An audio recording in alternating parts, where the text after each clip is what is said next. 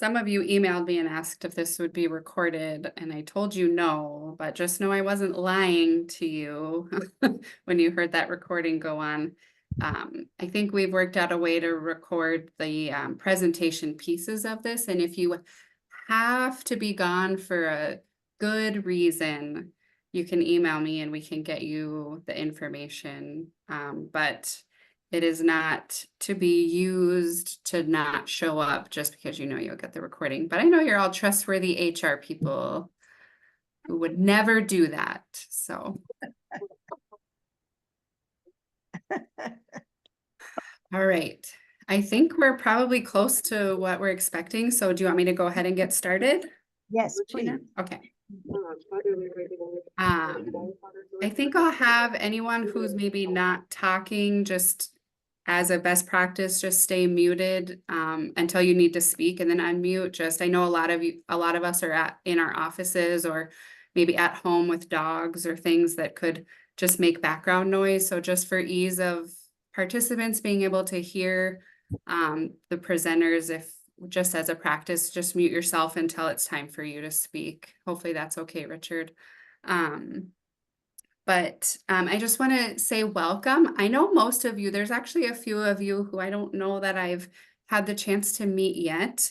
Oh, wait, one more practice really quick. Sorry, one more housekeeping thing is if you go hover over your picture that you're in, each of you, and push the three little dots and then go down to rename. If your name isn't your name on there, if it's business admin or Diocese of St. Cloud, Parish, St. Mary, whatever it is, if you could just change it to your name so that we know who you are, that would be great. So again, if you hover over your name, push the three little dots and then go down to rename, you can type your name in there. So anyway, I am Bailey Ziegler. I'm the Director of Human Resources here. Most of you and I have met and worked together over the years. I'm just really grateful for all of your participation in this course. I think this is going to be a really great way for all of us to come together and learn together and just further the best practices in the field of human resources across our diocese. And hopefully have a little fun learning together. So I'm grateful for all of you participating and your willingness to be a part of this. I know a lot of you have been waiting and are excited for this opportunity, and I share in that excitement. I'm going to intro us with a prayer, and then I'm going to hand it over to our presenters from here. So if we could all just silence ourselves for a moment.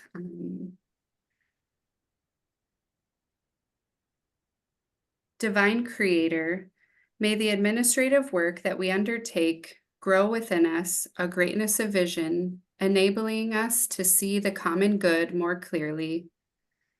May it stir within us a greatness of spirit, enabling us to love the common good more wholeheartedly. In the weeks ahead, fashion our human resources ministries to more closely reflect your intimate care for all of creation. God of Eden's garden, show us what it means to create an environment where all whom we serve can thrive. Amen. Amen. I will hand it over to Regina. Yes, thank you, Bailey. Well, welcome to the first session of the HR Primer Program for the Diocese of St. Cloud. I'm Dr. Regina Haney, the Executive Director of NACPA, the National Association of Church Personnel Administrators. And you are a member, part of the membership of this organization. And the organization is dedicated to supporting HR professionals in the church. So Bailey has graciously invited us to partner with the diocese. And it is through NACPA, in collaboration with the diocese, that we bring you this invaluable program, your program. Let me introduce to you our impressive main instructor, Richard Serrano. With 14 years of experience as the former HR director for the Diocese of Tucson, Richard brings expertise and knowledge and will guide us through this educational journey. Our next week's session, will feature the incredible Carol Fowler. Many of you might already know Carol, the former director of the Department of Personnel Services for the Archdiocese of Chicago. Get ready to be inspired by her wealth of knowledge and wisdom. And we also have with us Lisa Pinto. She is our amazing program coach. This is Lisa's brainchild. This program was piloted by her archdiocese, the Archdiocese of Miami. So she is here to ensure that each session exceeds your expectation. If not, she'll fix it. All right, now, what's in it for you? This program is designed to empower you in fulfilling your HR responsibilities so that you can contribute to the significant success of your parish or school. And you do this by nurturing your invaluable asset, your people. They sometimes refer to it as human capital, but I like people. These are the people you're responsible for. Your dedication to participating in this program demonstrates to us that you have an unwavering commitment to becoming the best person with HR responsibilities that you can be for those you serve, and to ensure that your employees are treated justly. So let's embark on this incredible, exciting journey together to make a positive impact in your parish or school community. I can't wait to see the positive changes that we can bring about together. Wishing you all the best as you step into this next chapter filled with possibilities and opportunities for growth. And remember that Richard, Lisa, Carol, Bailey, and I are here to make this journey a safe and effective journey for you. So safe travels and have a wonderful adventure. Richard. Thank you, Regina. Let me just get started here and we'll go. Can everybody see the screen? Everybody see it? Not yet. Not yet. You click on share. Oops.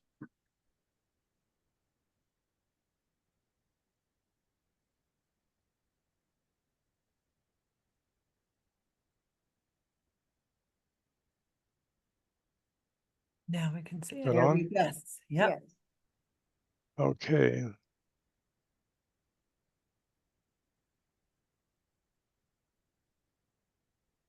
Perfect, Richard.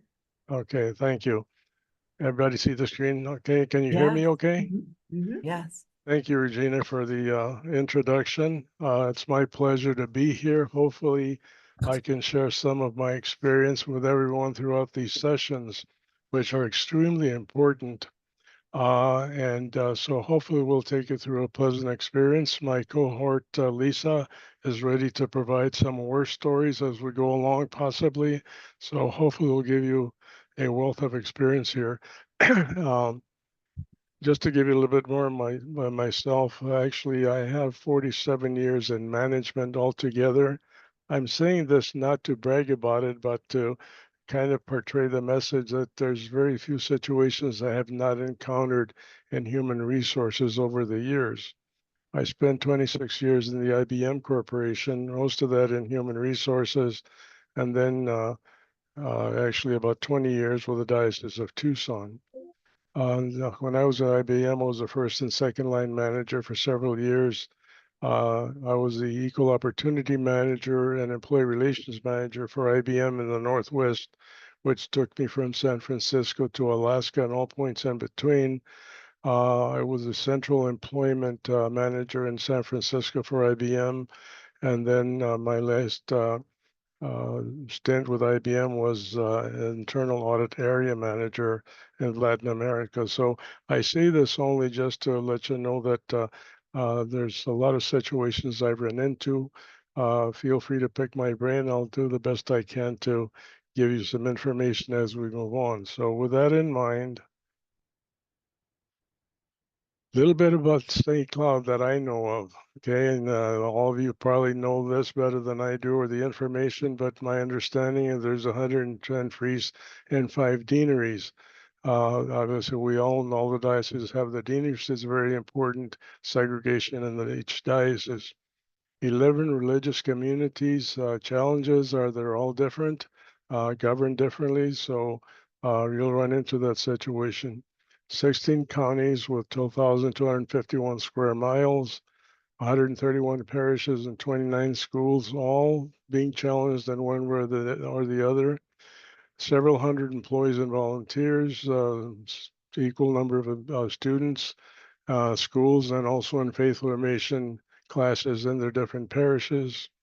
You have numerous independent ministries and institutions like the University, College School of Theology, Catholic Charities, Catholic Foundation, and a very important aspect is the culturally diverse aspect of St. Cloud. So with that in mind, we'll move on to the next session here. Diocese of St. Cloud leadership, and all of you are familiar with it, but I would be negligent not to bring that to your attention. First of all, Bishop Patrick Neary, which I've been told is doing an outstanding job. The Chancellor Vicar General, Reverend Scott Pugachnik, I hope I pronounced that right. And Joe Towalski, the Chancellor, Joseph Peniel, the Finance Officer, and of course, Betty Ziegler, the Director of Human Resources. These are your top management team in the diocese, and at one time or another, you may have to resort to them for help. Very important is to understand the Diocese of St. Cloud Human Resources mission statement. The Office of Human Resources is responsible for providing leadership to staff to support implementation of the mission, vision, values, and unity of the Diocese of St. Cloud. Work closely with the Curia to identify human resource needs and assist in setting organizational policy direction for specialized human resource functions. Responsible for operations and performance of specialized human resources support services, including risk management, recruitment, benefits management, compensation system and payroll administration, personnel policy administration, employee records administration, safety, legal compliance, employee relations, human resource training and development. Provide human resource guidance to parish priests for employment-related activities, issues, and concerns. That is a mouthful, but I think it tells you the breadth of the responsibilities that your Department of Human Resources has and the outreach that goes along with it that you'll be involved with on an ongoing basis over the years. Now, what are we going to cover in this session? Well, first of all, the Diocese of St. Cloud Human Resources in the Workplace Education Program hopefully will cover the human resources overview, which is what we're covering today, kind of give you a little bit of an idea of what we will be covering, what you will be facing, what is expected of you, and what is involved in the overall human resources overview. Next week, you'll hear from Carol Fowler. As Regina said, the fabulous Carol Fowler is going to present her Pastoral Foundation presentation, which involves pastoral fundamentals, organization, management, leadership, and theology, and part of human resources. So I wish to let you know that Carol is probably the most experienced HR manager we have in all the dioceses in the United States. I'm polishing that without exaggerating, but she's been around the horn of time or two, and we're very grateful that she's able to help us out in this. We're going to be covering fair labor standards. This is a very important topic that governs most of us and what we do in our workplace. There's a lot of things to cover in that particular program. So we'll talk about that. We're going to talk about the employment process. That is going to be in 2 parts. The first part is talking about the process of employment itself. What does it consist of? The second part will be some actual role playing in the way of interviews. For those of you who may not have interviewed before, this will hopefully be a learning experience. Those of you who are experienced, we're going to rely on your help to help everybody else. So we hope to have some fun along with that. The next part is a performance management module, and that comes in two parts as well. The first one is obviously the definitions of performance management. What does it involve? And a large part of it is performance goal setting, which is the foundation for evaluations and management actions going forward with the employees. The second part of that will be managing what we call managing the marginal or unsatisfactory performance. That's always been a stumbling block for most of us as managers when we have to deal with um, unfortunate circumstances that come up that employees are involved with. We're involving discipline and so forth. So hopefully we'll talk a little bit about that. The last one is employee relations, or the next one is employee relations, and that talks about the working environment in each of your locations, hopefully impart some knowledge and recommendations in that area. The last place is the case studies on our mythical parish of Santa Margarita. I'm going to take you to southern Arizona and give you a little trip to our part of the country that has its own challenges as well, like any other location. And I believe you've now received the case study, also an exercise that we'll be reviewing. So what that mythical parish hopefully will arrive at as realistic experiences that Father Tony Bellotti runs into in his particular parish. So we'll be talking about those scenarios as we go along. So what is this situation of human resources as it relates to the church? First of all, management in any organization is not a trivial task. I think all of you recognize it. Many challenges exist, particularly in a church setting. First of all comes the management of personnel, which is probably the biggest challenge that any manager has. You can deal with a lot of things, but management of personnel has some variations, and it's a big challenge in any workplace if it's not handled correctly. If it's handled correctly, things go quite smoothly. Hopefully, we can impart some college knowledge on that. Compliance with civil laws. And I can't emphasize enough that the church is not exempt. Every once in a while, we run into a management that says, well, we're the church and this is the way we operate, and that separation of church and state. Don't kid yourself. Civil laws still apply, even in the church. Compliance with canon law. That's another area that most of us have to become familiar with as we move on, because uh, what we do actually has to be in compliance with canon law as well as civil law. Nonprofit organization challenges. This basically equates to things such as fundraising, laws that come in the nonprofit environment. Environment is constantly changing. First of all, as you all still know, we had the COVID-19 pandemic in 2020. Well, unfortunately, that is still lingering. That is still a problem in areas of the country. Church leadership is constantly changing. All of you are subject to changes in pastors every 6-10 years, depending on how the bishop feels. And in most areas, that transition is very seamless. In some situation, it is not. Nation's leadership. We're going through a lot of upheaval right now in the nation's leadership changes. We don't have any idea what's going to happen after the end of the elections. There could be some changes that are good for us, some changes that may not be, but we have to roll with the punches. Laws affecting the workplace in constant flux.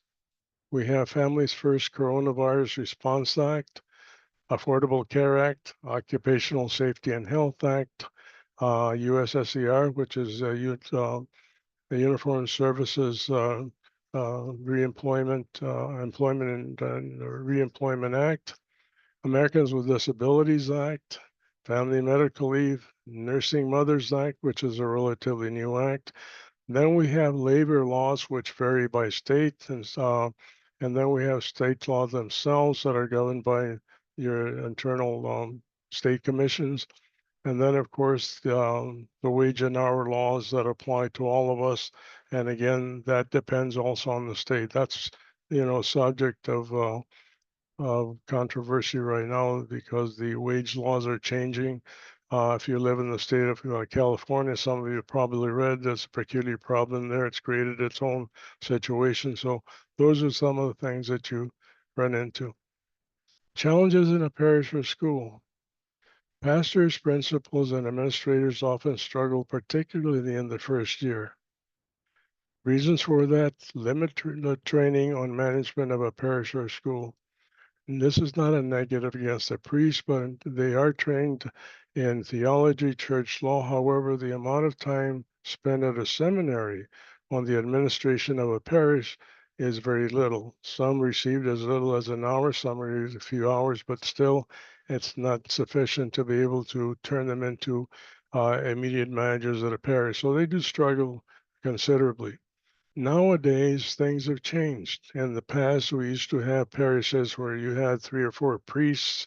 So a priest was able to undergo the mentorship by an experienced pastor. That is no longer a luxury because of the lack of priests. So we have priests that are relatively new, maybe 1 year or 2 years as priests. All of a sudden, we thrust them in as pastors. That's a big challenge for them. So you as administrators will be involved with it, I'm sure. Hasty and poor decisions made, sometimes based on poor advice or lack of knowledge or experience. Every once in a while, the pastor will run into advice from the old core. These are longtime employees or parishioners, and the standard phrase is, "This is the way we've always done it."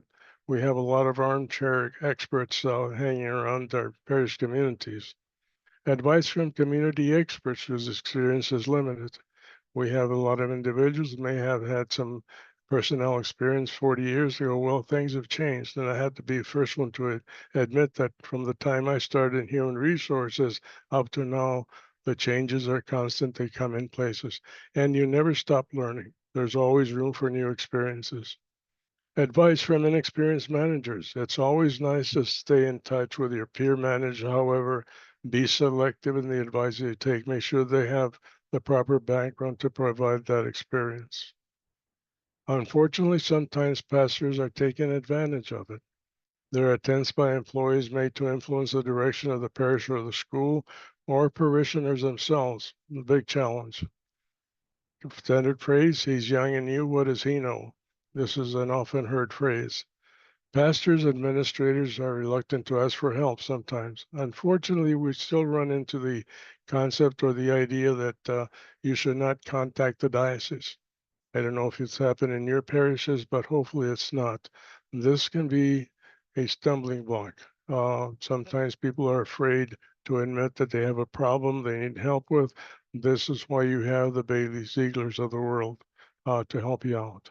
Results: with the challenges, poor management, less than favorable employee relations environment. These are all results of things that if management is not handled correctly, that can happen. Reasons you're invited to attend. The big question here is, why are you here? Well, first of all, to my understanding, you're a key person in your organization, whatever your position is. Whether it's pastor, parochial vicar, school principal, parish manager, bookkeeper, administrative assistant, secretary, and so forth. In this environment, you've been assigned the responsibility of assisting your pastor or the principal with human resources related activities. By the way, when I mention the word principal, that applies to not just necessarily just a school principal, but also your boss, CEO, those types of individuals. Because of your ministry standing, you're a person of influence because you're perceived as representing the church and your parish or school. You're in a position of having a ministerial relationship with others. If you're not familiar with the concept of ministerial relationships, that's basically the authority that church gives you as an administrator or a manager in a parish that puts you kind of in a relationship above everybody else. It's perceived more than reality. But an example is you're the manager, people come to you, they feel that you have the authority of the church behind you when you talk for the parish or for the diocese. So that's just a very simple example of a ministerial relationship. You're dependent upon for human resources, information, and assistance. You're the person in your parish or your location. People look to you for that information. Your knowledge should be an asset to the pastor, the principal, and the bishop. Again, this is why you're here. Hopefully we can impart some knowledge. You're expected to and should make a difference by assisting the pastor, principal, and the CEO with their responsibilities. This is what they look to you for very often. St. Cloud Human Resources, Services and Assistance Providing.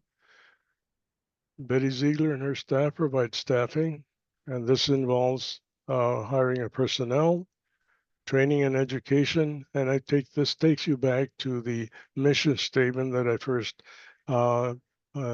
shared with you from the Department of Human Resources. Administration of benefits, establish, update, enforce personnel policy, payroll management, record keeping, safe environment support, and employee relations. Your involvement in most of the above services may be necessary at one time or another or consistently. Especially in a small organization, a small parish, you're the person in charge or you're the person that is perceived to be in charge. So you're looked upon for that information and that expertise. Let's talk about the staffing objective, hire the most qualified. This is probably one of the most problematic situations that come up because if you do not hire the most qualified, that can be the beginning of a lot of problems for you and a lot of turmoil. You are asked to provide assistance with the selection and hiring of personnel. You need to ensure that job descriptions are in place for all positions. Ensure position openings are announced. Again, this talks about competitive hiring. You may be asked to assist with the review and qualification of applicants. Assist with the interview of applicants. Ensure criminal history and background checks are conducted prior to employment, which is an essential requirement of that safe environment program in the US. So that is, it's a very significant part of the activities in any parish anymore. Assist with the offer of employment and also manage the orientation of new employees or volunteer. This last piece is very critical. A lot of times as managers, we overlook. We have many situations where we bring a new employee in and we don't provide the proper training for him or the orientation, so they're lost for a while and ineffective. In the area of volunteers, God bless them, we depend on volunteers for a lot of services that are provided in our locations. Without volunteers, a lot of parishes would be very difficult to manage that parish. So that's a very important aspect. The problem is we need to make them feel needed. We need to provide the necessary training, and we need to make them feel as contributors in the parish. A very vivid example I can give you on that one is some years ago when I was the HR director in the Diocese of Tucson.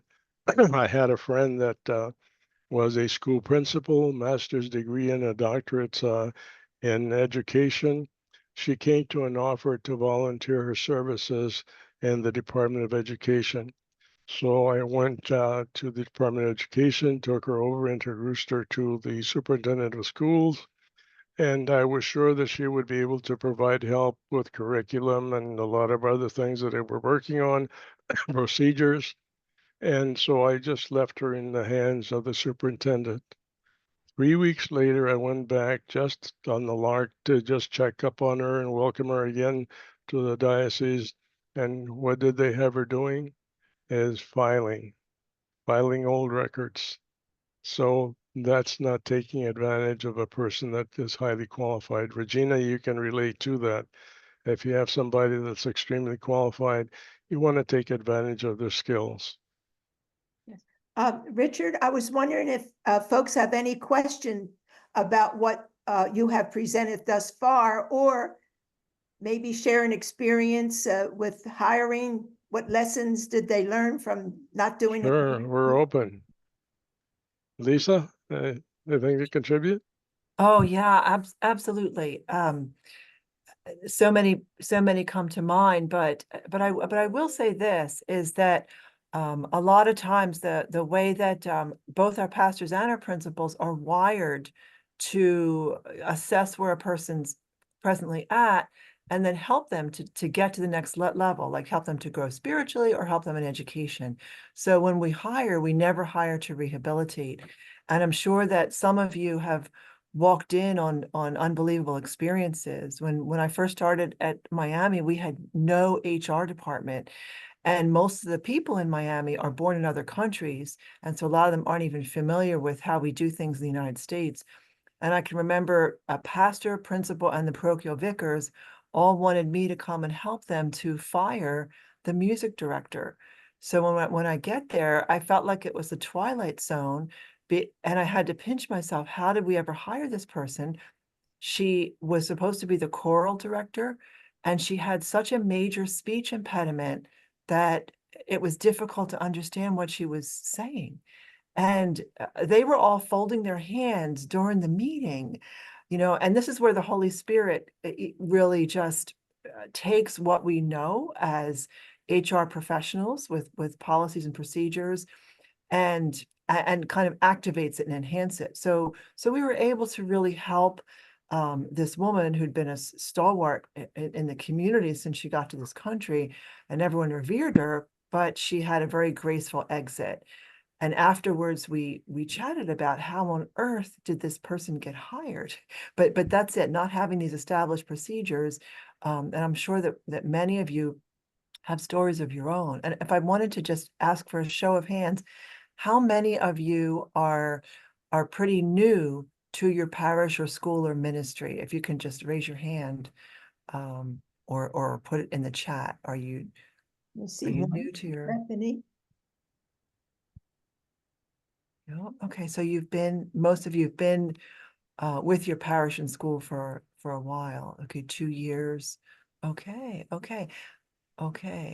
And so it started in July. So some of you are new. So you'll come through experiences that we kind of joke about only in the church, and so those of us who've done HR elsewhere, yeah, I see it started in June, started in July. So I'm sure that you've seen experiences where like, well, this doesn't happen in most workplaces. You'd never have this happen in Burger King or, PwC or no matter what kind of entity.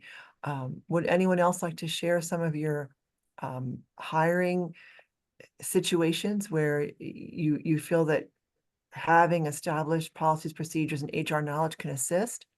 Well, I see Patty has 10 years experience. I bet you she has lots of stories. Yeah. Patty, want to share?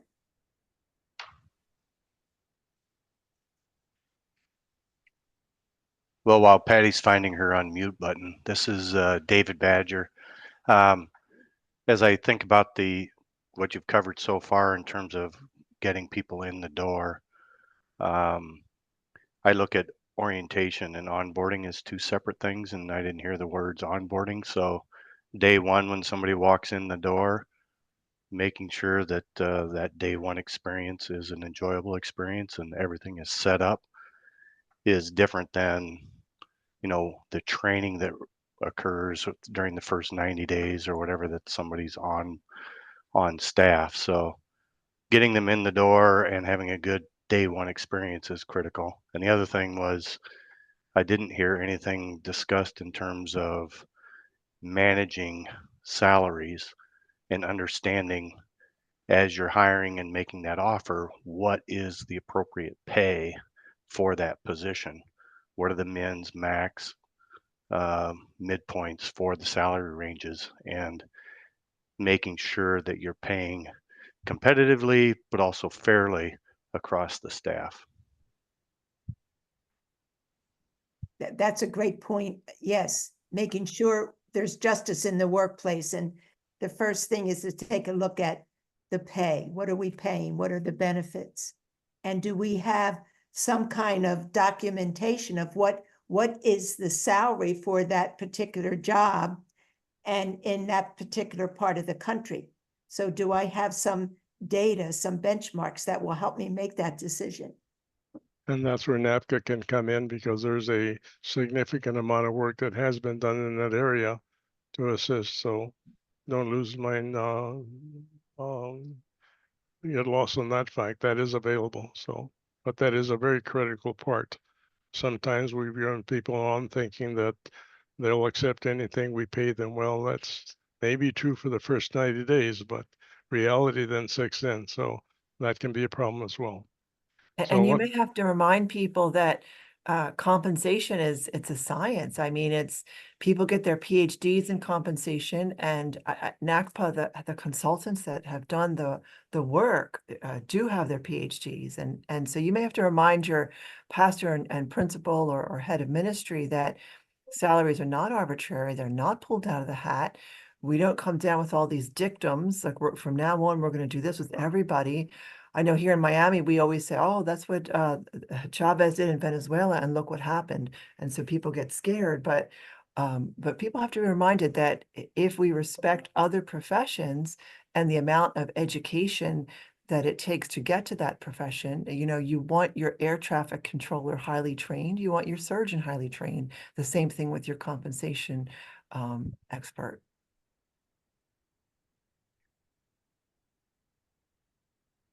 okay, let's move on to the training and education objective, which is to provide training where necessary. Obviously, one of the concerns is if personnel are not trained, they can't do the job. Often we run into the situation where employees are brought on, and it's assumed that because they work somewhere else that they have the experience to do the job that we want them to do. So we may need to assist with training and education of parish and school staff in various areas, or that you may have to do that. Assist with the management of personnel, assist with job assignments, assist with job training.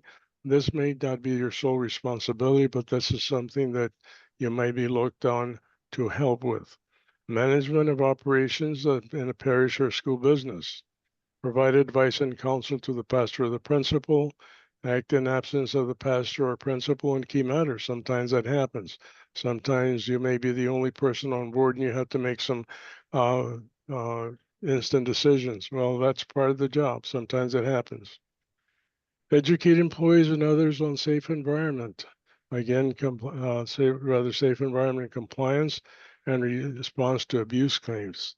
Document reports, communicate with St. Cloud HR. The big theme here is the protection of children, obviously, and vulnerable adults. But that's a big topic that we cannot set aside. That's very important. Nowadays, you're running into a lot of situations that are very difficult because children have the ability to get on TikTok, ability to text, sex, all kinds of involvement with their little cell phones. I mean, they're wonderful things in case of an emergency. Unfortunately, there's other things that come on with that. We need to educate employees on the different employee programs and be able to provide general information. Administration of benefits objective is provide the best possible benefits for employees. Why are we concerned with this? Well, one of the things we want to do when we hire somebody is keep them. And the good benefits program is a big assist in that area. Many employees do not have any benefits other than what we can offer. So that's a big retention tool. A lot of times in fact, in most parishes, this is one of the things they seem to strive for and do a very good job at. So this is why we're able to attract good employees and qualified employees, sometimes just based on the benefit program. Information on different programs and assist with enrollment. Again, this is something you may have to be involved with.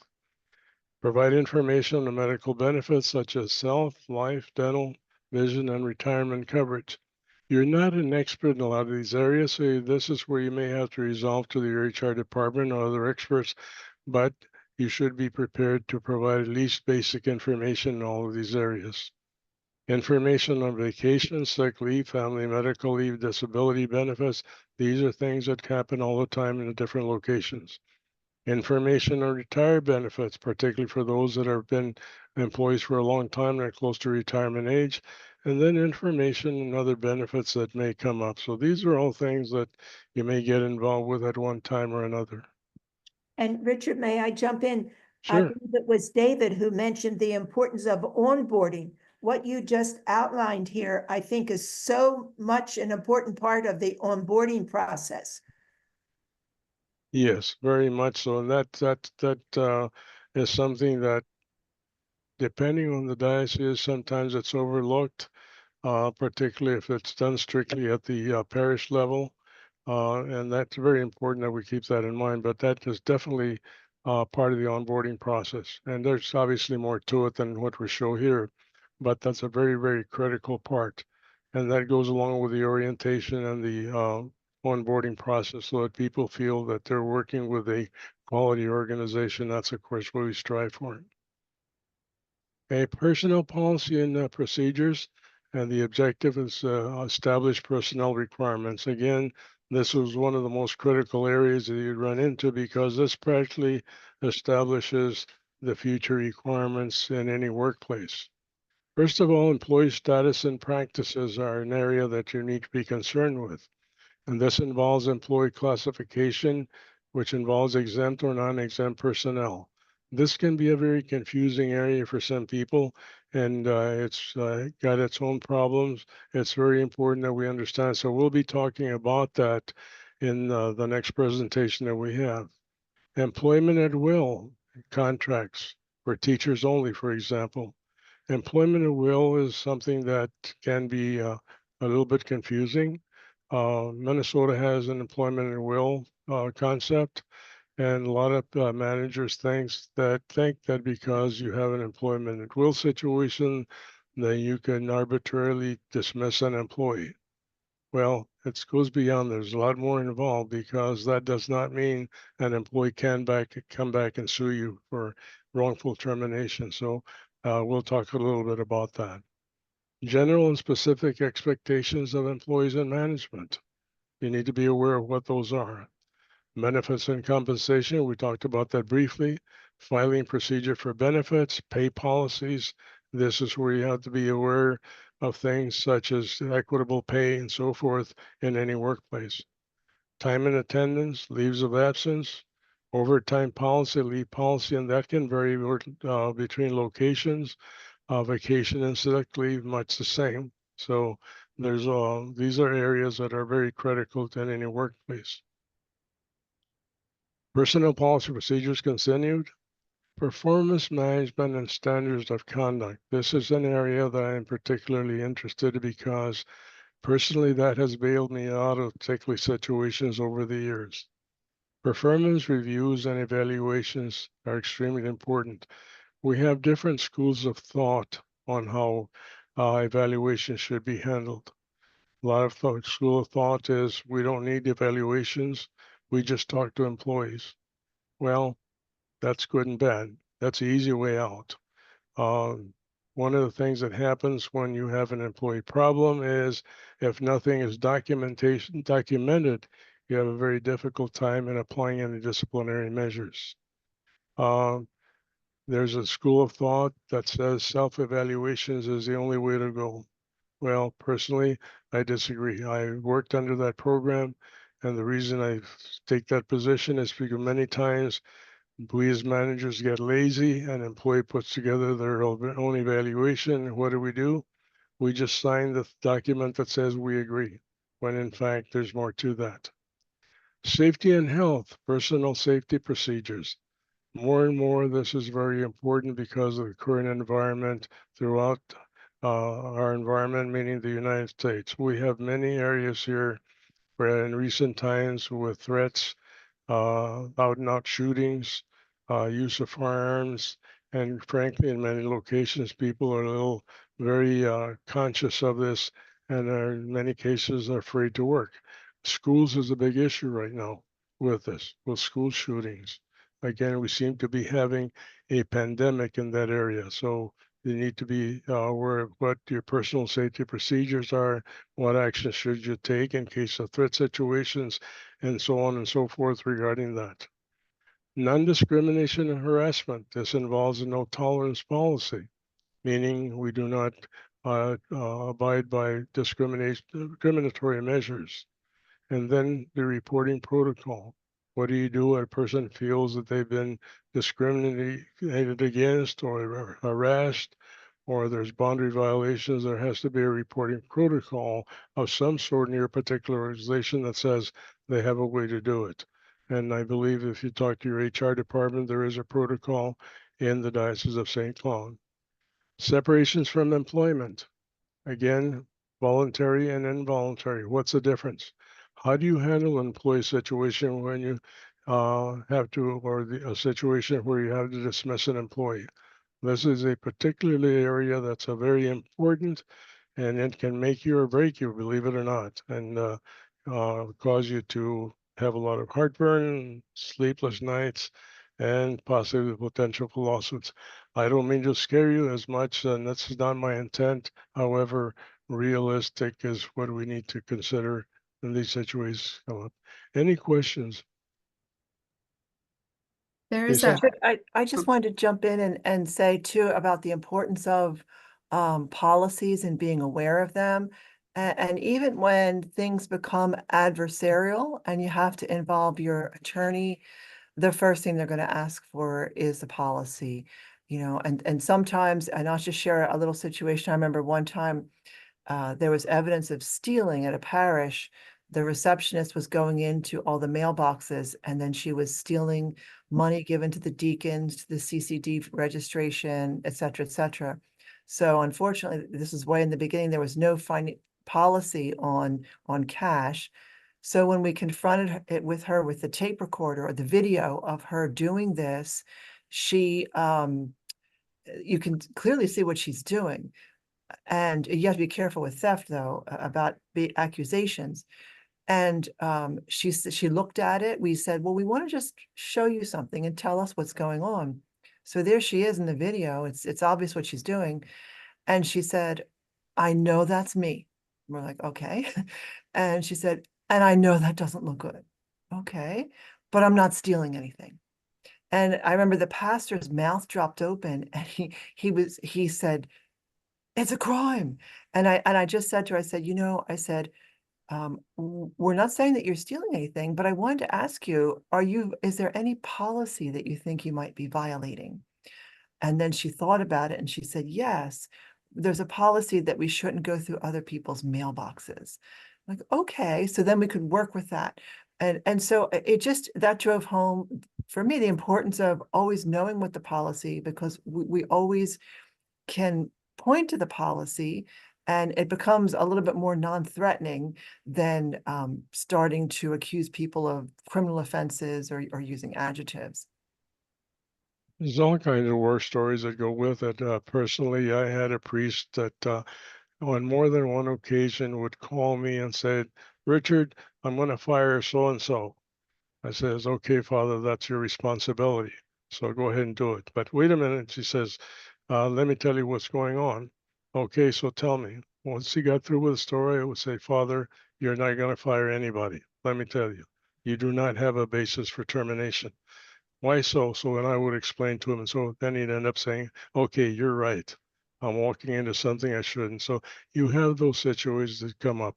As administrators or as HR people or people involved in HR, you do have to take a stance sometimes that's a little bit firm, even with your pastor, because what you're doing is protecting him and protecting the diocese from a lawsuit. So that's a very important aspect with regard to any type of adverse action or termination itself. So Bailey, did you say there was a question? Yeah, there's a question in the chat, Richard. Could you explain what employment at will or employee at will means a little bit more? Yes. Employment at will basically is the concept that says you are employed in this parish or this location at your own free will, and you're being hired. And the understanding is that at any point in time, you can be terminated for no reason at all. By the same token, you as an employee can leave at any time without any penalty. That's the employment at will concept.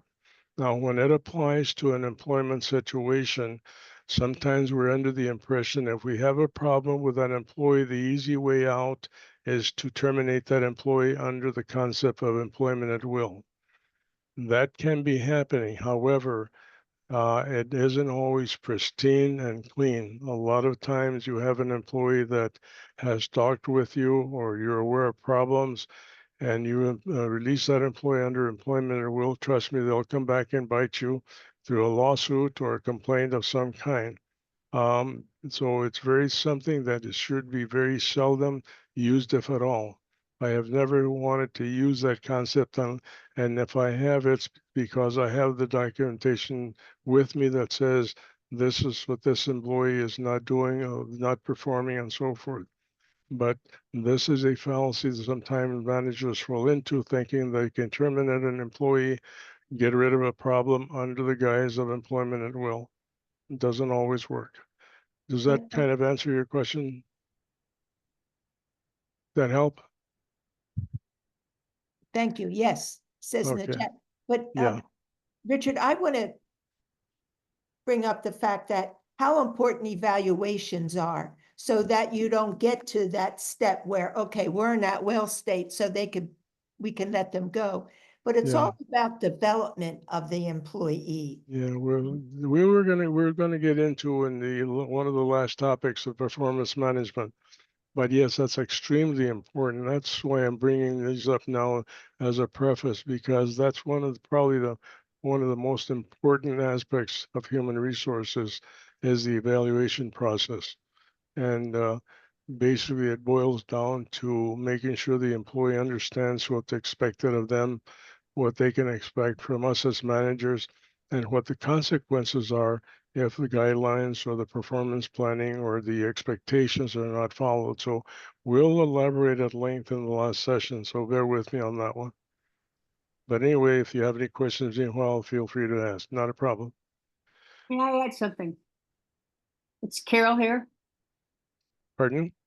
May I add something to what you said? Sure, Yes. Carol. Sure. I was just going to say that I agree with everything you said, Richard, about employment at will. But I guess I would make it even a little stronger to say, frankly, it doesn't exist. And states say that it exists, but there's a caveat at the end of every employment at will law. It says, provided there's no discrimination. Well, you know, the reality is that anybody can accuse us of discrimination. And so based on a whole lot of employment classes that are protected. So the problem with that is that if anybody relies on employment at will as a termination technique, it will get you into trouble. I used to tell pastors, let the attorneys do that, but pastors and business managers, et cetera, should never think of themselves as being able to terminate at will, because it's just going to get you into a lot of trouble. There's always a complaint of discrimination that can be made. So Very, very correct. That's that's my exactly warning. My 100% true. warning is don't get out of that mindset completely. It doesn't exist. Correct. Okay. Any other questions, comments? Okay, moving on, payroll management. The objective obviously is to standardize payroll processing in all locations. Hopefully that's the objective. And again, the reason for standardization is to avoid disparities in pay, accusations of the differences between men and women and their pay and so forth. So the very important is establishment of a payroll process, which talks about pay rates, pay schedules, which is a subject that was brought up just recently. And also another aspect to this time recording, this is time cards. One of the most neglected areas that I've been aware of is the recording of time on time cards. It is required under the Fair Labor Standards Act because we need to keep records of what employees work, how much time they work, and know any overtime that is needed. Failure to fill out a time card, for example, is failure to fill out a legal document. It is a legal document. So this is one critical area that'll get you in trouble over time if something comes up where you do not pay an employee correctly. Lisa, any comments on that? You're muted, Lisa. Totally. And I find that one thing that in the church, sometimes you get people that may have only worked in the church, and when all of a sudden they have to be moved to a non-exempt status and start documenting their time, they take umbrage and take offense as though it's something that is derogatory or maybe even a demotion. And so Fair Labor Standards, I know in our archdiocese, is the one issue probably that we struggle with the most. We're currently right now dealing with that where in several entities where no matter how often we say it's federal law to document the time utilizing the time and attendance system, I find that we always have to go back and remind the pastors that, canon law tells them that they have to um, follow the just civil laws of the society. So we need to have with our church people sometimes a little bit more than just telling them this is the law. We go with the fact that the church wrote the documents on social teaching in the workplace, and that a lot of our labor law really stems from that good sense over the past 100 years. And then always go back to your theological language of fairness. So Richard, thank you for that. And you said it perfectly. The law requires it. However, sometimes we have to um, explain things using our theological language in the church. Right. And one of the things that is a stumbling block for a lot of people is the subject of punching in and or out and then for lunch. That's another thing that people don't realize. That's also a requirement for non-exempt employees. So you run into these situations as you move on. Yeah, could I just point out, and help me, Carol and Lisa, people's job description should have exempt, non-exempt, right? So they should be identified in their job descriptions. Yeah, we'll get into that later, Lisa, when we get into employment. Yes, that is very true. Absolutely. That's one thing that you cannot overlook. I remember one time a pastor took my job description of exempt and he put a non in front of it and a hyphen in pen, and it cost him $10,000 in unpaid overtime. We do some atrocious things with job descriptions. So we'll get into that when we get into the employment aspect. Enforce adherence to current wage laws. Again, Minnesota law, U.S. Department of Labor, IRS requirements. We want to avoid unnecessary charges or litigation. Any one of these or failure to follow those laws can get us in trouble. So very important. Enforce adherence to fair labor standards. We just touched on it briefly regarding time cards. Minimum wage and overtime is something that is a big topic that is looked into frequently by the Department of Labor. Just to give you an example of the criticalness of this, I had a pastor that an employee resigned and had some vacation time that was due her. So he did not pay that vacation or the overtime that she was claiming. So she came to me, said, I need to get my overtime paid and also my vacation. I called the pastor. He says, I'm not going to pay it. I explained to him canonically and legally what the requirement was. And he says, well, I'll pay it if she comes to me and asks for it. He's being stubborn. So she didn't go and ask for it, but she filed a claim with the Department of Labor. And guess what? The Department of Labor told him, get out your wallet because she's got records and you don't. And she had him over the barrel. So this is very, very critical. People sometimes we don't realize that that is something that is very critical as far as the requirement under the Department of Labor. Employee classifications, again, we get into the exempt, non-exempt, and independent contractors. Independent contractors, the use thereof can be very problematic, and sometimes there's a lot of violence of that. We'll get into that as we move on in the program.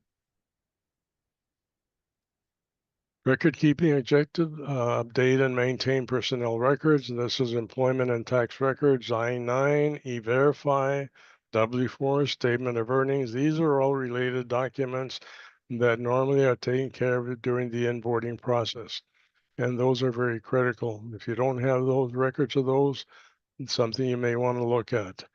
Volunteers, we want to make sure we keep an application of when they apply for a volunteer service, records of assignment, and possibly criminal history checks or background checks that are conducted thereof.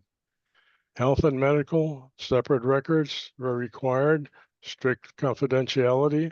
Very often I will look at a personnel jacket and guess what? You've got everything under the sun, including medical records such as FMLA requirements. That should be in a separate document by itself. It's confidential. Training, dates, type of training received should be documented. We only should keep a running record of that to understand what we have as far as our employee trainings. And then again, personnel actions, evaluations, promotions, disciplinary actions, these are all records that need to be kept for a certain period of time. Safe Environment Program objective, this is the protection of minors and vulnerable adults. We need to provide support and reinforce the program requirements in the parish and school, very critical area. We need to focus on the protection of children and vulnerable adults. We ensure in the diocese that the virus virtues program training is complied with, or other programs, whatever those are that may be in your location. We may be called on to assist with criminal history and background checks. This is a critical area. We have a lot of situations that come up when you do such a check.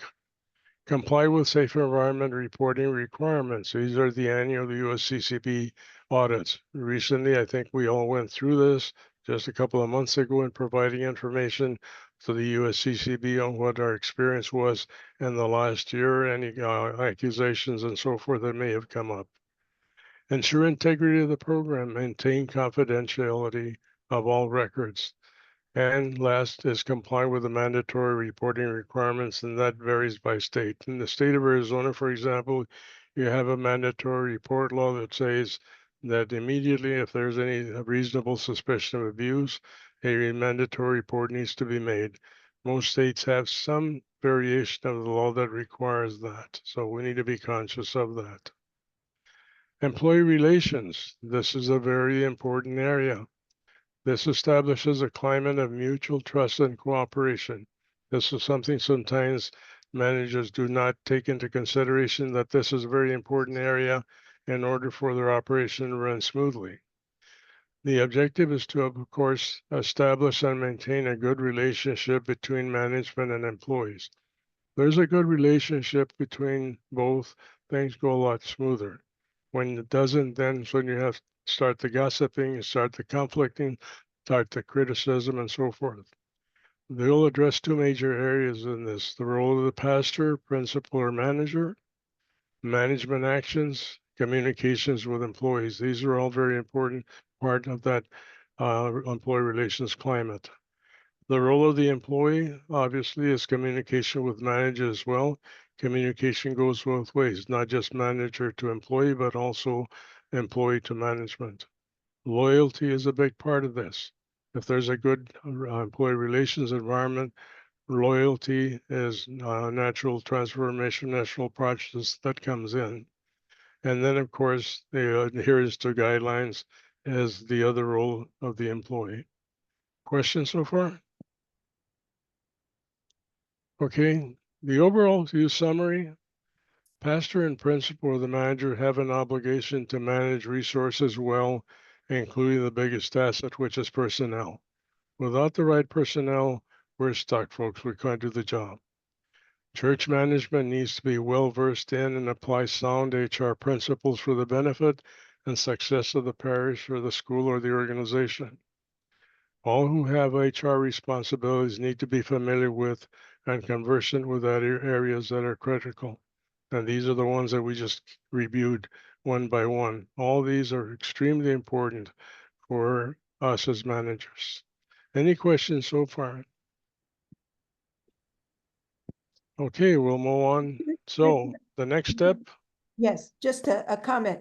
yeah, I think what would be very helpful for our participants if they had a copy of the slide deck, so they could go through it, just kind of checklist, what do they need to look at, fix, address? So would would the PowerPoint be available for them or to them? Sure, that's not a problem. Great. Absolutely. Mhm. Thank you. Okay, the next step, what would an education session be without some practical follow-up? I mean, I can talk all day and tell you what my experience is and what we should do, what we shouldn't do.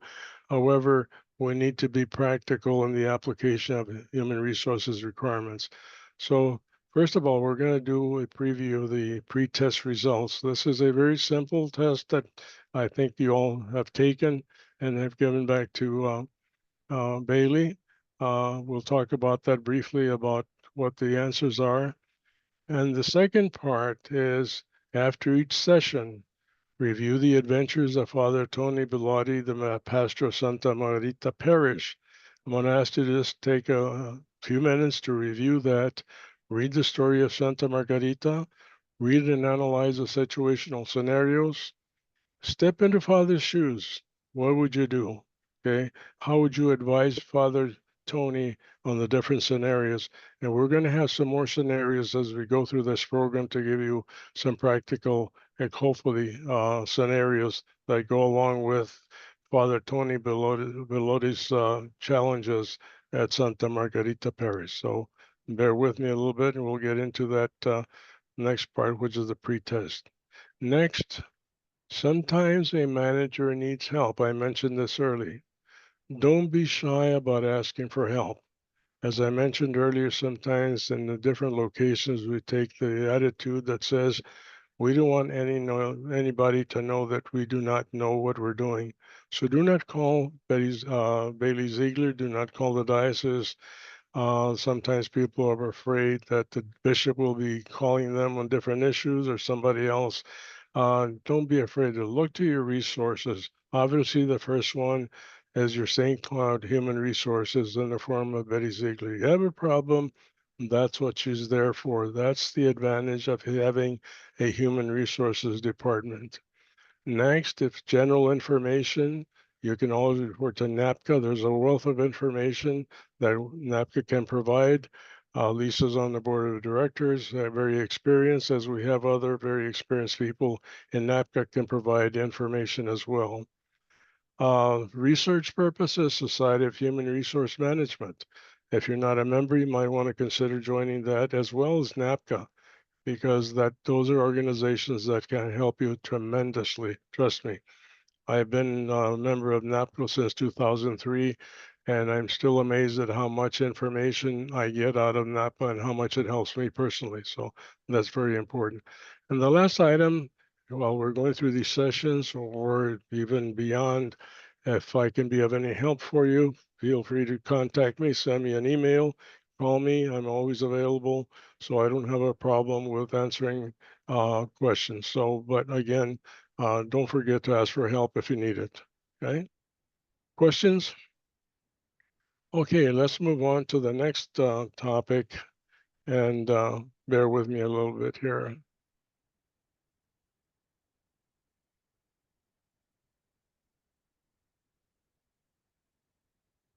Richard, while you're doing that, just to remind folks, we have a job description library that could be very helpful when you're developing those important job descriptions. So it's on NACPA's website. Yeah. When we get to job descriptions, by the way, we'll pick apart the job descriptions and talk about the particular aspects of it. That's one of the things we will cover in detail so that people take the mystery out of job descriptions out. So hopefully we'll help you out in that direction. But yes, NAPCA does have an extensive job description list, so feel free to tap into that if you feel you need that. Okay, so let's talk about the HR pretest. I know you've already answered the questions.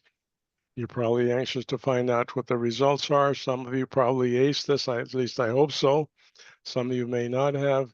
Don't feel ashamed, because if you didn't do that well, this was an impromptu test, just kind of to get an idea of the overall expertise that we have. So I'm going to get into the actual answers here and my interpretation, or the actual interpretation of what's involved with. So bear with me. So the first one is employees are not obligated to pay overtime when overtime hours were not pre-approved or authorized by the employer. So the question is that true or false? Okay. Richard, were you gonna display the questions? Because we're not seeing that. You're not seeing that? I'm sorry. We're seeing Hold on. your other presentation. Oh, I see. Okay.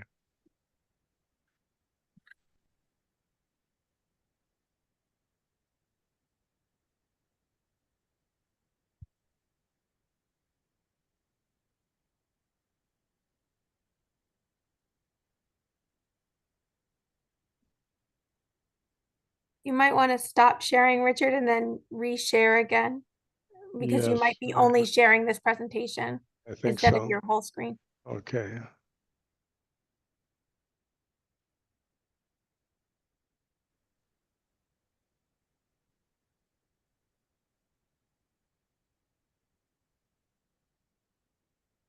Bear with me.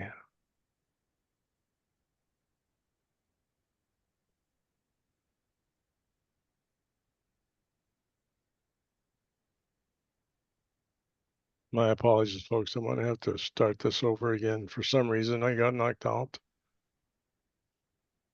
You know, while we're waiting for Richard, I thought I'd ask, does anyone want to share, when you took the pre-test, are there any areas where you felt that you uh, could really use some training and perhaps didn't answer the questions correctly? Anybody? Or maybe put it in the chat.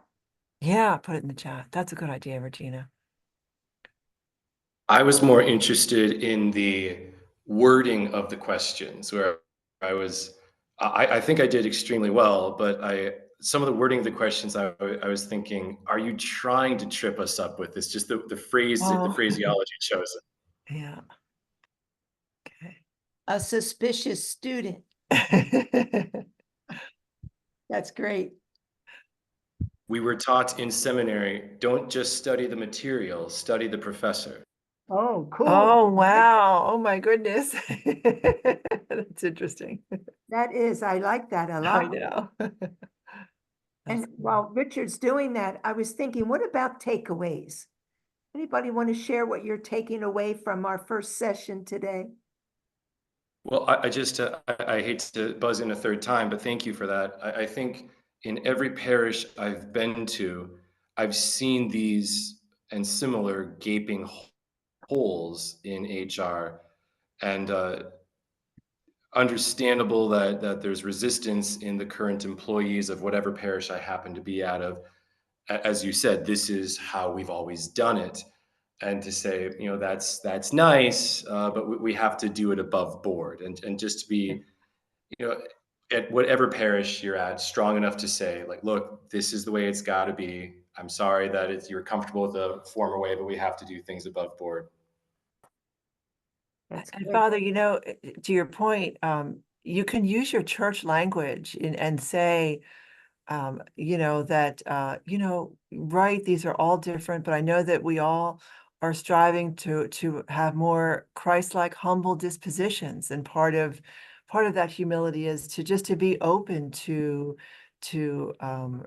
receiving effective feedback and doing what's coming down as what we have to do.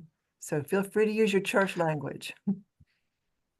Thank you, Ms. Pinto, and I appreciate that. The only thing that makes me squeamish about that, and that this is not to impugn your point at all, is that so often the well-intentioned people who work for the parish and for the parish school say things like, Father, it's fine. I can volunteer my time. I'll do it without cost. Don't worry. And every time I've had to say, I'm grateful for your service to the church, but absolutely not. That's not happening. Right. Good. Good answer, Father. Justice in the church. Any other takeaways?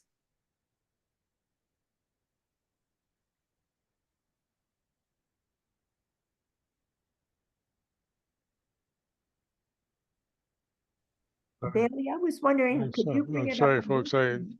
had to get out of this, so Okay. bear with me.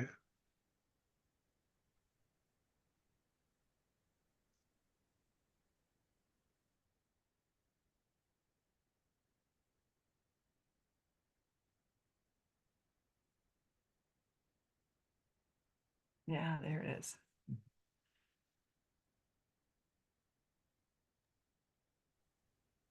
That's Can you great. see this? Yes. Yeah. Yeah, mhm, Oh, Good. good. good. I'm sorry. I don't know what happened here. I had to sign off and come back on. So anyway, this is a very, very simple. It's not a major project here. This is just merely an attempt to find out roughly what people, how well versed they might be or not be in HR. So the first question that we had was employers are not obligated to pay overtime when overtime hours were not approved or authorized by the employer. And the question is it true or is it false? So um, the actual question is false. Anytime an employee performs work, he or she must be compensated whether approved or not. The solution is set up a strict overtime policy for the organization that requires that any time overtime is required, that approval be requested in advance. This is one of the areas that presents a problem in most any location, but any employee that works, regardless of whether they have permission or not, needs to be compensated. Comments, Lisa? No, no, the only comments, Richard, absolutely. And so what you can say to people is, look, I know that they weren't authorized in this particular case, but they did work it. They clocked out as overtime. Now it becomes a management question. And if you warn, repetitive warnings, and then ultimately you can terminate. So, but the termination will be for not following the policy on requiring of supervisor approval before working the overtime. Question number 2, an employer must send a 1099 miscellaneous form each year to any contractor paid $600 or more for services provided during the year. The question is that true or is that false? And the answer is true. This is an internal service requirement. Anybody who works at least earns $600 in a year must receive a 1099 form. And this has to do obviously with a collection of taxes for that income. And this is an area that personally I have found is violated very frequently in the different locations where people get innovated and hire people for short terms, paying them less than 600. But again, that's a critical area.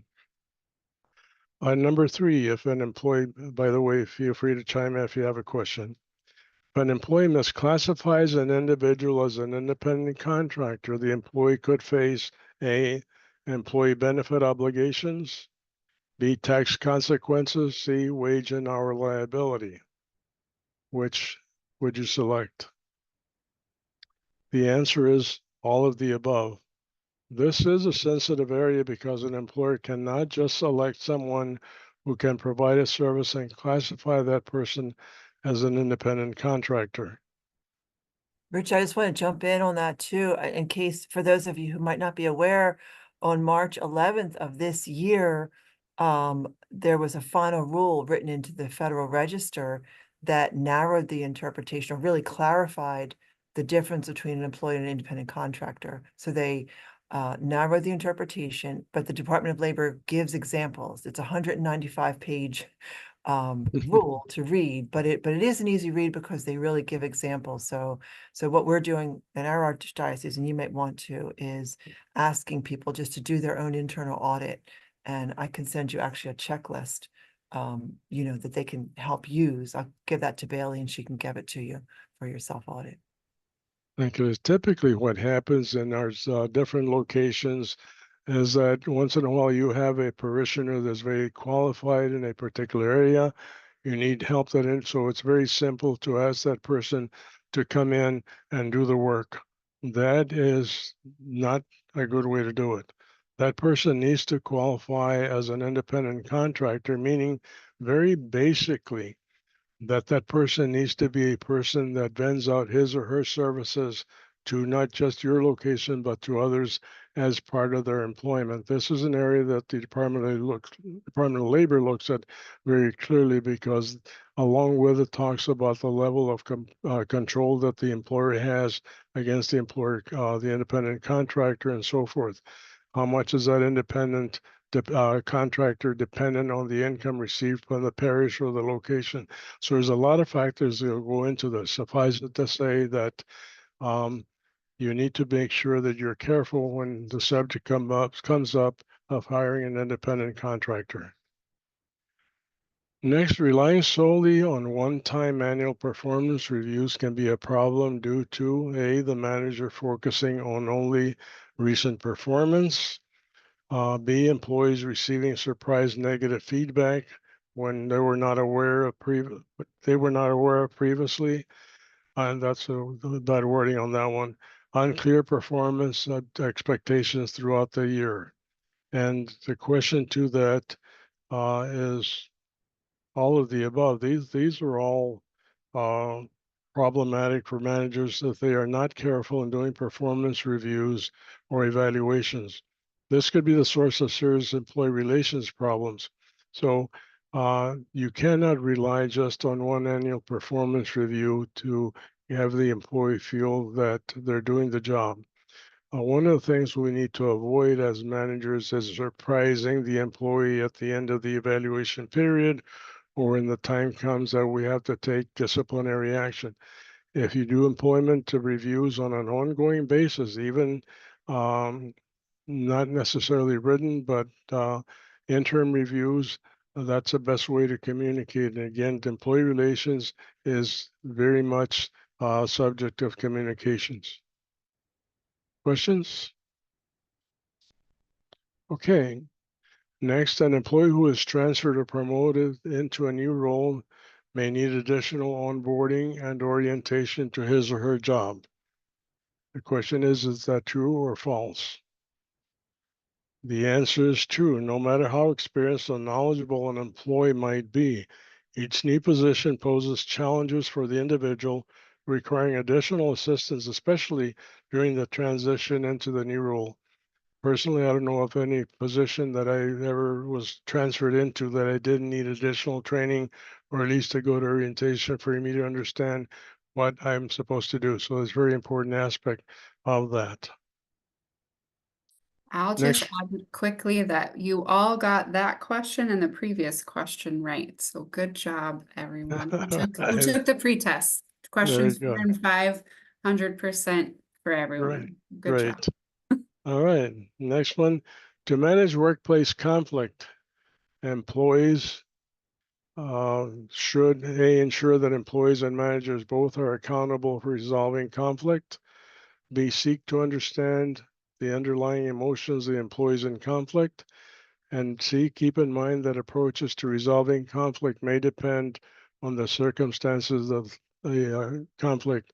And D, all of the above. The answer is all of the above. The answers are more common sense approach to managing conflict. That's really all that's involved with this. More common sense approach. There's no real cookbook, shall we say, application that magically turns an environment into a good employee relations environment. Number 7, the Americans with Disabilities Act does not cover any mental or psychological disorders. True or false? The answer is false. The Act does not distinguish differences in illnesses. People who have mental or psychological disorders are considered, depending on the severity, to qualify as qualified under the Act. Questions on that?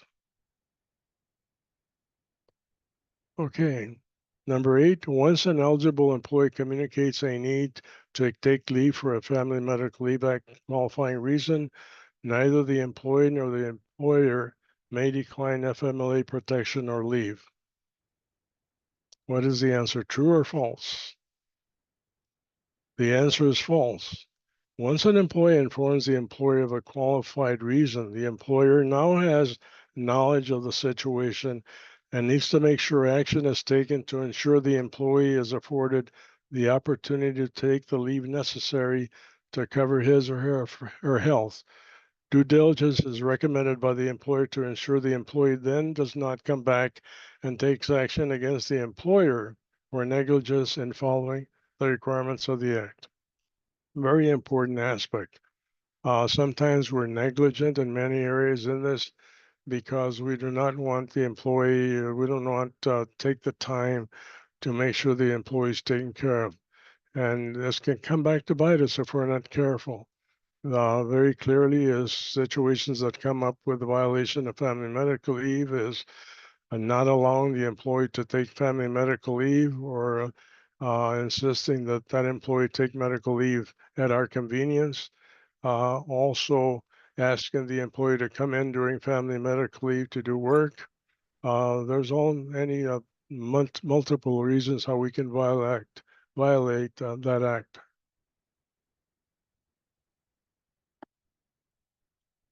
Questions? Okay. Next, an exempt employee does not need to comply with an employer's attendance or timekeeping policies and practices. This is a very sensitive area and one that's been disputed for a long time. What is the answer? True or false? Okay, the answer is false. There is a misconception that exempt employees do not have to fill out a time card, for example, and sometimes feel this employee classification gives them the freedom to come and go as the employee feels necessary. Although the exempt classification provides for a certain amount of flexibility, an exempt employee needs to follow the timekeeping and attendance requirements the same as any other employee, such as filling out a time card or showing up on time in time for work.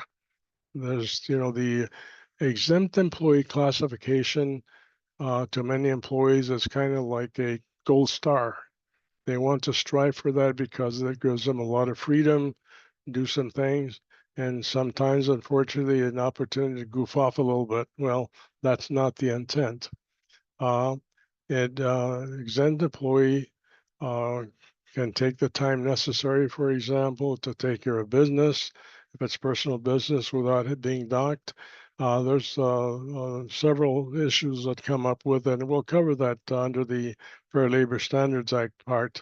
But there's also some requirements that the employee has to comply with. It doesn't give them a carte blanche license to do whatever they want. Questions on that? This is usually a hot topic. Tina, Lisa, you want to chime in on that one?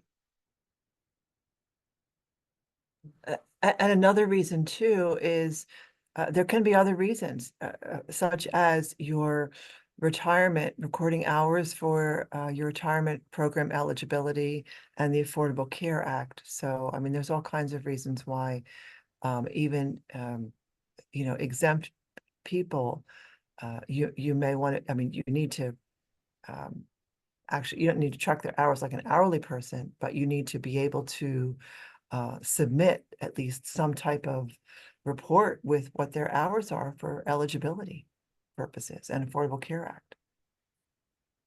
Thank you, Lisa. Okay, we're running a little bit out of time, so I'm going to go through these fairly quickly unless you have a burning question. So the next one is, as long as an employee is paid the minimum salary required, the duties the employee performs do not matter in determining exempt status, true or false? And the answer is false.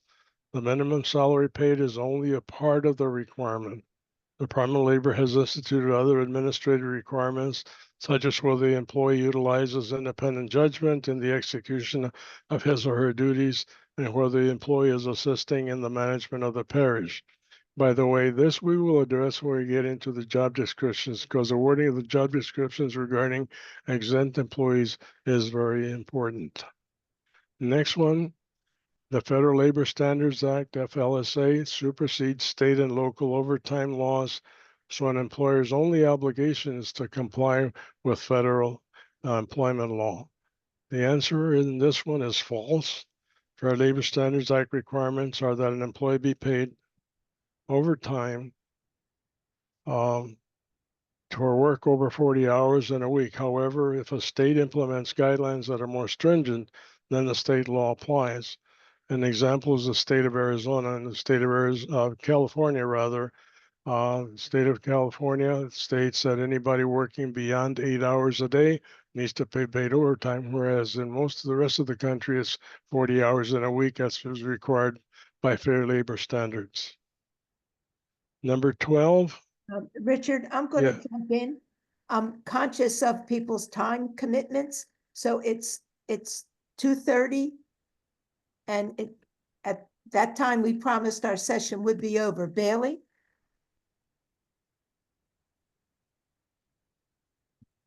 So Bailey? can we continue this at our next session? We can. Bailey, does that work? Yeah, Yeah, Some people's time. we can continue that the next session. That's not a problem. Sure. You're right. We're there now. Right, it right. went fast. Bailey, your call.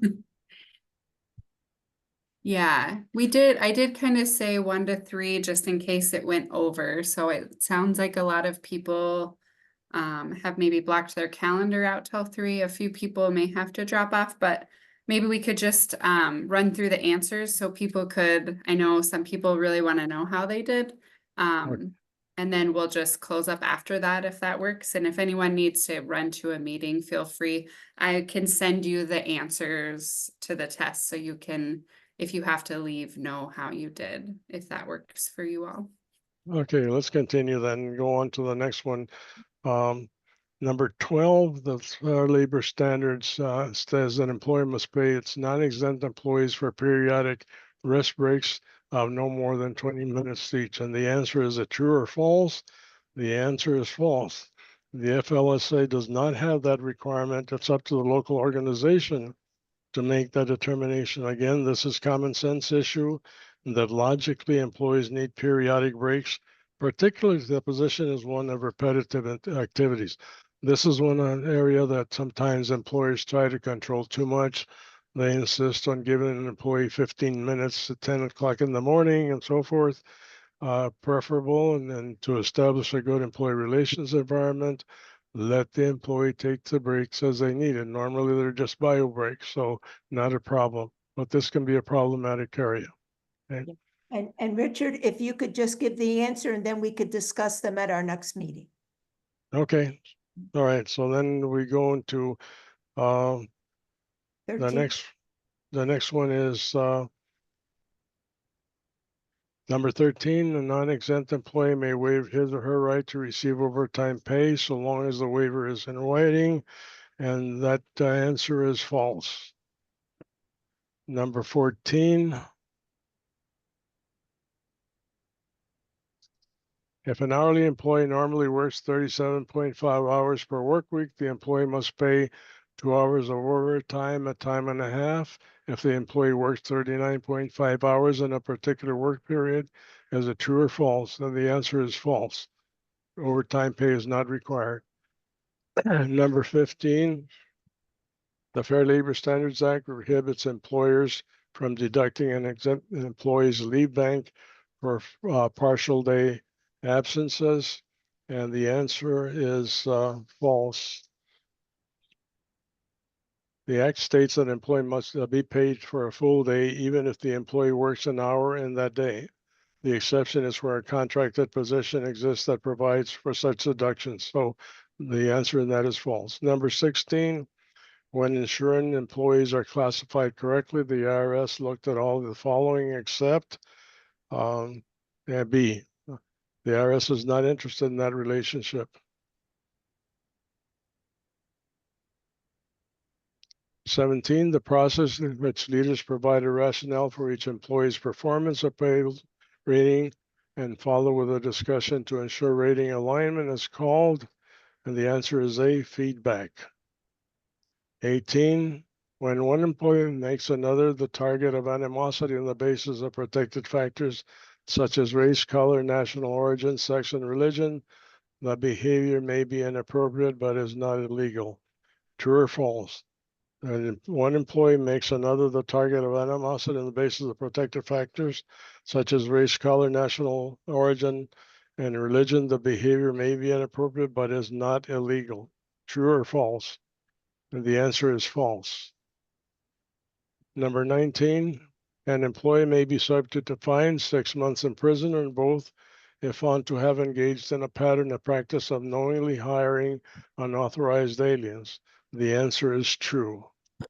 Number 20,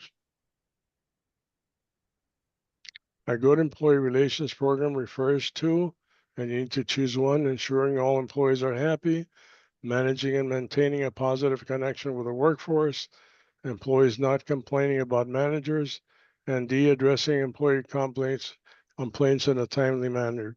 The real answer is actually B, managing and maintaining a positive connection with the workforce, although you could say that the other factors do enter into a good employee relations environment. The actual answer is B. 20, what is constructive discharge? Okay, discharge, none of the above. Constructive discharge normally is a situation when management makes the workplace the demands on the employee so unbearable that the employee feels the best option is to resign.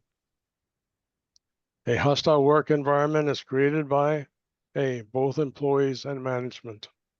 There are situations where a workplace can be toxic, which can mean many things, such as management being demeaning, or employees, on the other hand, employing tactics that are unacceptable.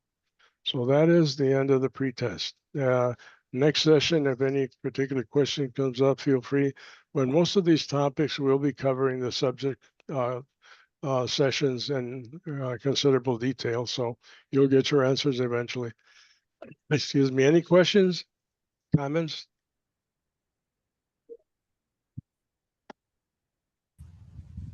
Okay, well, you've been a great audience.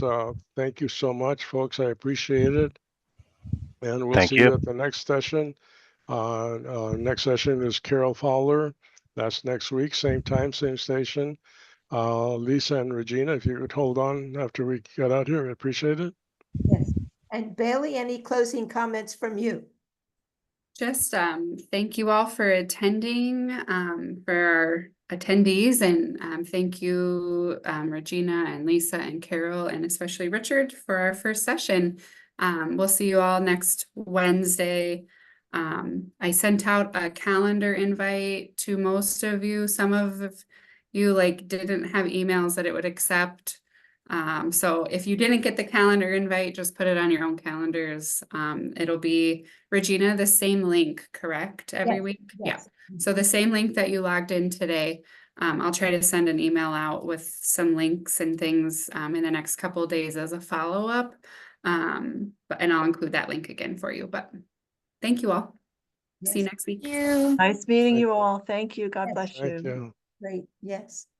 Bailey, just hop one, stay on, please. Yeah, I'm here. Lisa, please. Regina, I actually need to, Oh, I okay. have a superintendent waiting for me at Oh, 3:30. God. Tell Jim Okay. I said hello. I will. Okay, thank you. Thank you, Richard. Thank you, Bailey. Okay, yeah, just my only question is, did we accomplish what we wanted to in this first session? I Yes, think we did, but that's my opinion. Yeah. Biased. I think so. yes, it was Dave? an overview, yes. Yeah. Yeah, and we've still got a few, let's see, David and don't know if that's Dana on, Jessica could hang up, Jess, if you like, hang up, please. and Lori. Maybe they had to walk away from their computer for a second.